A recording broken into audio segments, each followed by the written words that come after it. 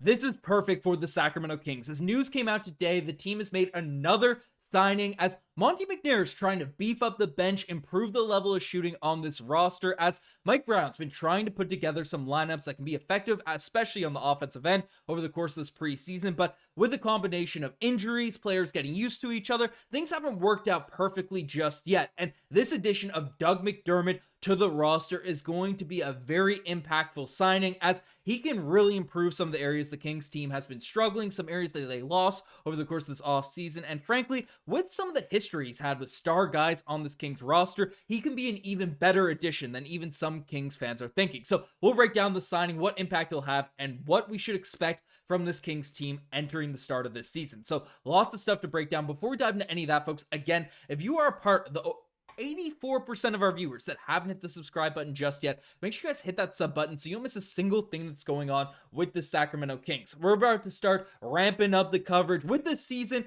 coming around the corner. I mean, if you guys want daily Sacramento Kings coverage, make sure you guys hit that sub button so you can stay up to date with everything going on with the team. There's a lot of stuff going on with the roster right now, so we got a lot of stuff to dive into. But let's dive into that news, as basically, news came out today that from Shams, not the Athletic anymore, Shams of ESPN, saying that free agent Doug McDermott has agreed to a one-year deal with the Sacramento Kings. Sources have told ESPN. Doug McDermott is a career 41 three-point percent shooter and joins the Western Conference playoff contender in his 11th season. Now, Doug McDermott, you might look at and be like, hey, he was a good player a few years ago. He's been bouncing around the NBA. What impact could he still provide for the Sacramento Kings roster? Well, looking at his stats just from last season, we can take a look, because they're not crazy, right? In terms of the overall production, he was on the Spurs, then went to the Pacers, averaged 6 points per game, 1.1 assists, but you can see the shooting percentages. And this is the intriguing factor, because he shot 41% from behind the three-point line. He shot over 40% on corner threes. And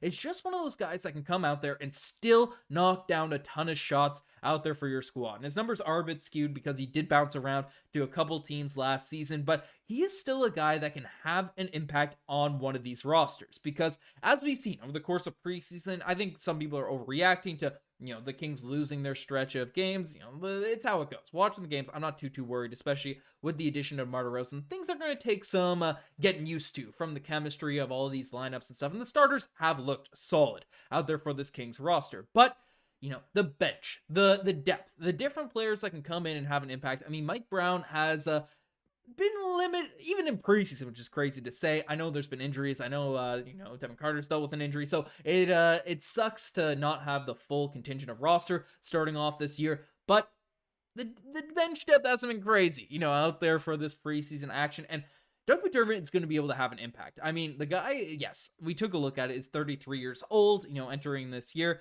and over his career average 9 points per game. Not going to do anything crazy there on that front, but he's a 6'6" wing that defensively isn't going to provide a crazy sort of impact for this roster. But you can look at his career stats, and he bounced around from Indiana, San Antonio, and limited run, especially there with the Pacers. So that is what it is. But just a couple seasons ago, like literally the season before last, was averaging 10 points per game. The season prior, 11, 14 the season prior out there with the San Antonio Spurs, and frankly, actually 14 with the Indiana Pacers. And this is one of the points I want to bring up, because this is one of the underrated aspects that I think people are overlooking once this signing ended up going down. But Doug McDermott had a relationship with Domantas Sabonis, and Domantas Sabonis out there in the paint, we all know how an effective a passer Domantas Sabonis is at getting people open, especially knockdown three-point shooters. It's one of the reasons the Kings have had such a good offense in season pass. And Doug McDermott was really unlocked playing alongside, Domantas Sabonis out there in Indiana. It got him a big contract out there with the San Antonio Spurs. And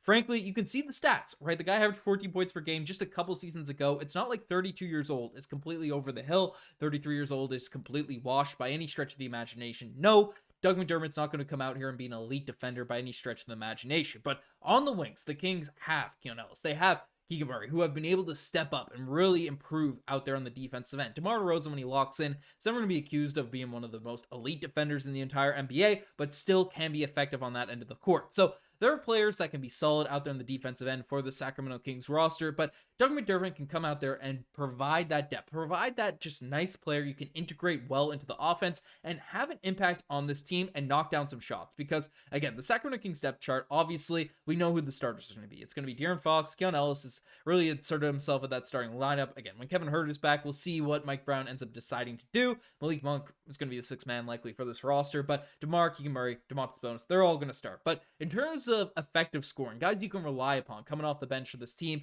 Doug McDermott can come in there and play with any of those guys in that starting lineup, insert himself, and not be a ball stopper, not be a guy that needs the ball in his hands to really be effective out there on the offensive end for the squad, and just come in, play his role, and be effective out there on the court. And then you have Domantas Sabonis able to knock down shot or drive the lanes, take the post, and kick out to these three-point shooters to knock down threes there at that point. Doug McDermott really is going to be effective in terms of filling a just nice complimentary piece on this role, especially with all the injuries the Kings have been kind of having to start off this year, right? Orlando Robinson's deal with some stuff. Kevin Huerter's been out of the lineup.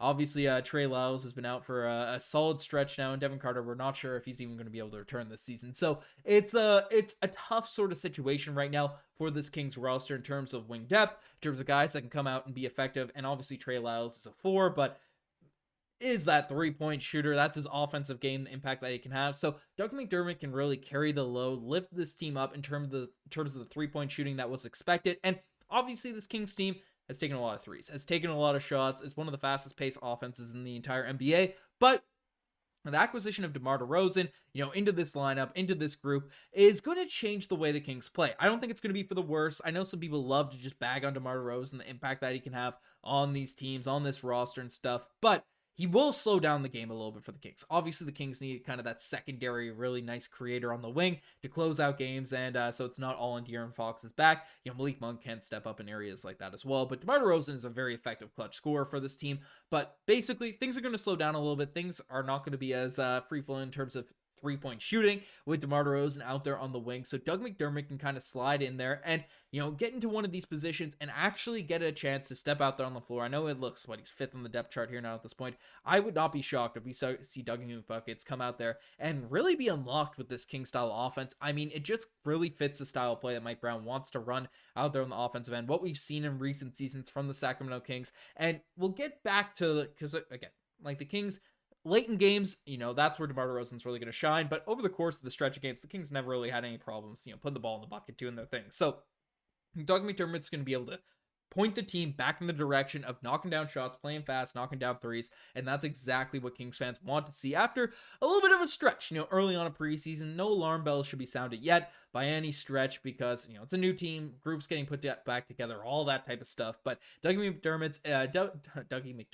McBuckets is going to come out there and really be able to just add a nice depth piece, of legitimate NBA veteran out there. And despite his stats, despite his age, he'll be able to sort of have an impact. And, losing Sasha Vezenkov on this roster, again, he went back to Europe, traded to the Raptors, whatever, how all that stuff worked, kind of can come in and fit that role. Is he going to be a, crazy impact piece every single night in, night out? Probably not, but he will be able to have the impact as sort of, not elite defender, no one's going to accuse Doug McBuckets of being an elite defender, but a guy that can come in and play that Sasha Vezenkov role that we saw for the Kings last season. So that's kind of how it goes. Let me know what you guys think about this signing. I think this is getting very underrated across the league. This is a nice addition for the Sacramento Kings entering this year, but let me know what you guys think in the comment section down below. Definitely an upgrade over Jalen McDaniels, I'll tell you that, but you guys are the best taking this far. Subscribe to the channel. Again, as I mentioned, right, if you guys, let me get this rock in here. I can't press the right button. There we go.